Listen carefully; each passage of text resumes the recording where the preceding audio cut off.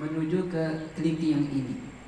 Itu cara daripada Imam Ghazali. Jadi dari kelingking ke kelingking. Begitu juga ketika kita potong kuku kaki dari kelingking ke kelingking.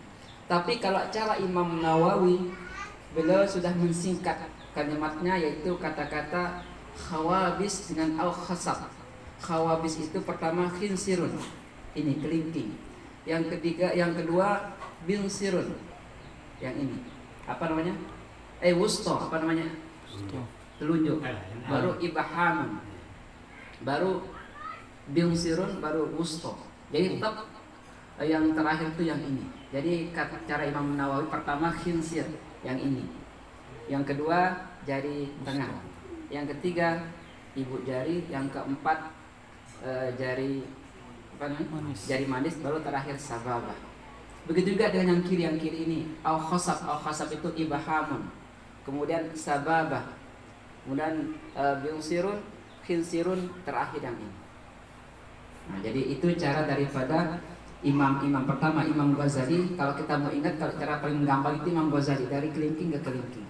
Tapi kalau Imam Nawawi yang pertama ini, terus yang tengah ibu jari, baru apa? Jari manis, terakhir sababah.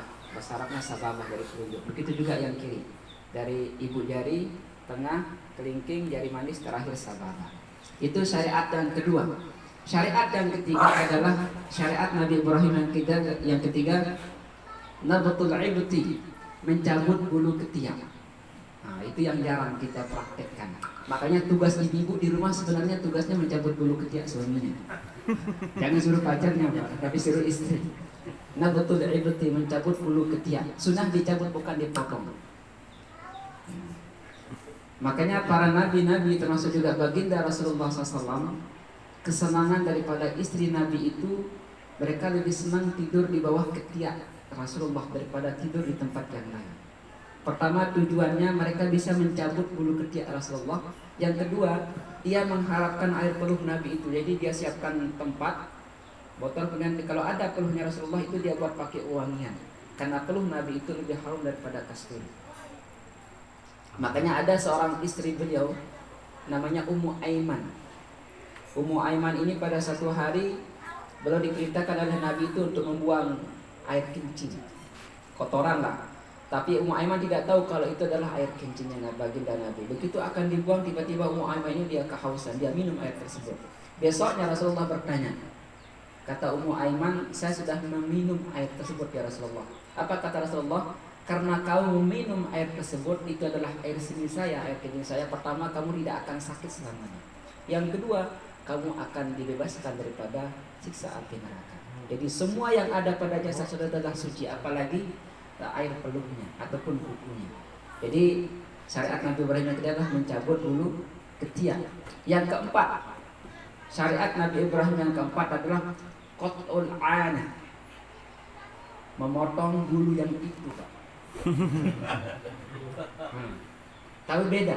Kalau perempuan nabatul ana, kalau kita yang laki qat'ul ana. Apa beda qat'u dengan nabatu? Kalau qat'u itu Pak, kita potong. Jadi siapkan gunting Pak, dipotong disunahnya setiap 40 hari. Apa tujuannya? Mohon maaf, tujuannya adalah untuk menambah. Ada dicabut lagi sakit deh. Tapi kalau perempuan dalam kitab fikih itu nabatul ana. Kalau perempuan itu sunnah untuk dicabut, bukan dipotong. Nah itu beda dengan laki dengan perempuan. Ini kita bicaranya fikih, bukan apa yang ini.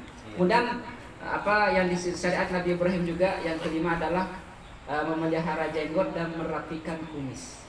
Nah itu yang mungkin agak jarang kita laksanakan. Kalau yang lain insya Allah sering. Kalau yang ini mungkin kalau kita pelihara jenggot sekarang Pak, kalau kita pelihara jenggot, kalau panang jenggotnya terkadang kita dikatakan teroris. Dulu saya ingat waktu pertama kali pulang dari Mekah 2016. Sejak 2009 sampai 2016 ketika pulang, sampai di bandara di Jakarta sempat ditahan karena jenggotnya terlalu panjang, dikatakan saya teroris. Jadi masuk ruang isolasi, kan kalau di Jakarta itu ada merah, ada hijau.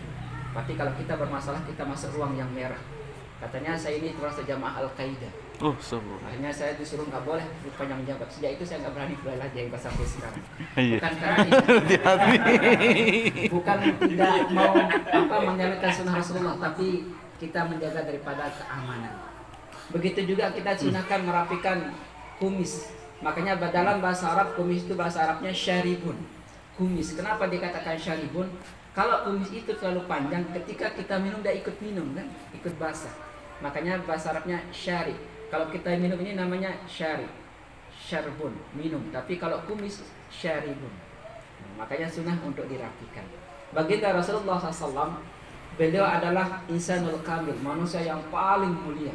Segala yang ada di tubuhnya itu suci. Jangankan darahnya, bahkan darah pun Nabi itu suci.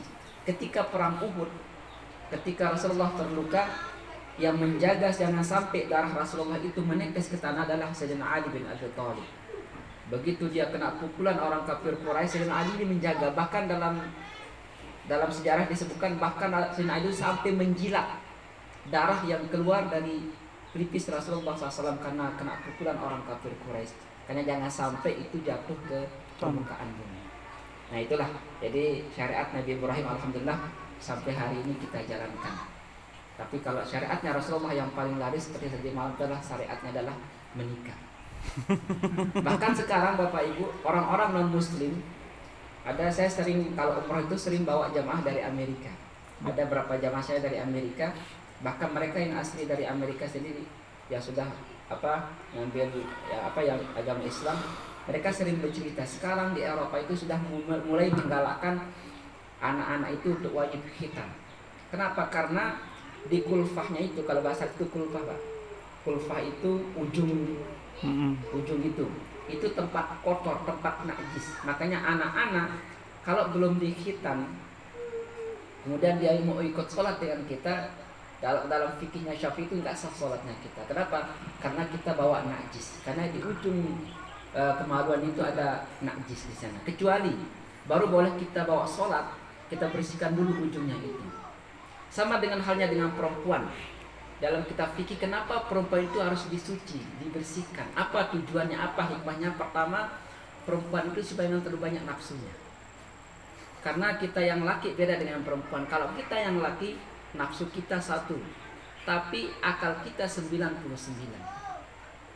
Perempuan terbalik Pak, nafsunya 99, akalnya 1. Makanya perempuan begitu dipegang udah kayak gini, dia sudah bernafsu sebenarnya. Tapi malu saja. Kalau kita tapi kalau kita yang laki, akal kita 99, nafsu kita 1. Makanya dalam menentukan bab nikah, talak, rujuk itu yang menentukan adalah laki-laki, bukan perempuan. Seandainya perempuan yang berhak menentukan talak, mungkin setiap hari kita sudah ditalak, ya kan? Karena mereka akalnya cuma 1, tapi nafsunya 99. Makanya tidak ada perempuan itu bagaimanapun sakitnya, tidak ada perempuan itu yang berhenti melahirkan. Kenapa? Karena mereka menikmati daripada nafsunya yang 99. Mungkin sekedar ini saja. Assalamualaikum warahmatullahi wabarakatuh. Waalaikumsalam.